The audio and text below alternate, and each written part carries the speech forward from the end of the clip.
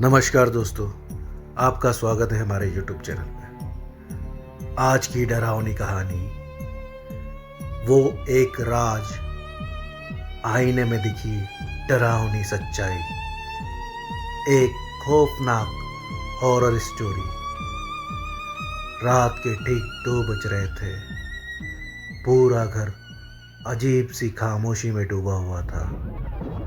बाहर तेज बारिश हो रही थी और बिजली की चमक हर कुछ सेकंड में कमरे को सफ़ेद रोशनी से भर देती थी।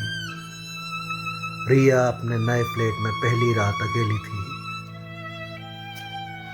शहर से दूर बने उस पुराने अपार्टमेंट के बारे में लोगों ने पहले ही चेतावनी दी थी। उस कमरे के आईने से दूर रहना, लेकिन रिया इन बातों पर विश्वास नहीं करती थी। उसने मुस्कुराते हुए कहा था, भूत कुछ नहीं होते। कमरे में एक बड़ा पुराना आईना लगा था। लकड़ी का काला फ्रेम, किनारों पर अजीब निशान और शीशा इतना साफ कि जैसे किसी दूसरी दुनिया का दरवाजा हो। रिया ने अपना सामान रखा और सोने चले गई, लेकिन रात के 2 बजे अचानक उसकी नींद खुल गई। उसे लगा जैसे कोई धीरे धीरे फुसफुसा रहा हो। रिया वो डर कर उठी। कमरे में कोई नहीं था। फिर उसकी नज़र आईने पर पड़ी। आईने में उसका कमरा दिख रहा था, लेकिन एक चीज़ अलग थी। आईने के अंदर रिया बिस्तर पर बैठी हुई नहीं थी, वो खड़ी थी। रिया का दिल जोर जोर से धड़कने लगा। उसने पीछे मुड़कर देखा। वो सच में बिस्तर पर बैठी थी, लेकिन आईने में उसका दूसरा रूप धीरे धीरे मुस्कुरा रहा था। रिया घबरा गई। ये क्या है?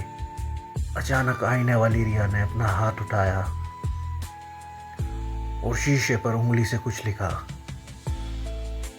मुझे बाहर आने दो। रिया चीख पड़ी। तभी कमरे की लाइट झपकने लगी। बारिश और तेज हो गई। उसने फोन उठाया, लेकिन फोन बंद था। नेटवर्क गायब। फिर अचानक आईने के अंदर वाली रिया धीरे धीरे शीशे के पास आने लगी। उसकी आंखें पूरी काली थी, चेहरे पर खून जैसे निशान, और उसके होठ अजीब तरीके से फटे हुए थे। तुमने मेरा घर लिया है, आईने से आवाज आई। रिया पीछे हटने लगी। तभी उसे याद आया, इस फ्लैट की पिछली मालकिन एक लड़की थी जिसने इसी कमरे में आत्महत्या कर ली थी। लोग कहते थे मरने से पहले वो घंटों आईनों के सामने बात करती रहती थी। रिया कांपने लगी। अचानक आईने में दरार पड़ गई। टक टक टक। और फिर आईने के अंदर से एक हाथ बाहर निकल आया। सड़ा हुआ, लंबी उंगलियां, काले नाखून। रिया भागने लगी, लेकिन कमरे का दरवाजा अपने आप बंद हो गया।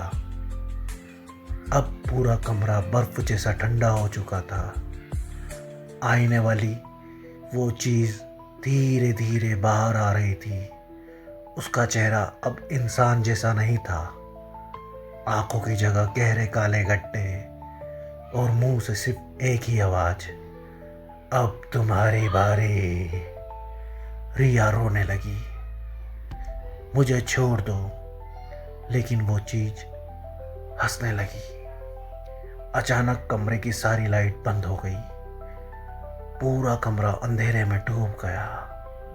और फिर एक जोरदार चीख सुनाई दी।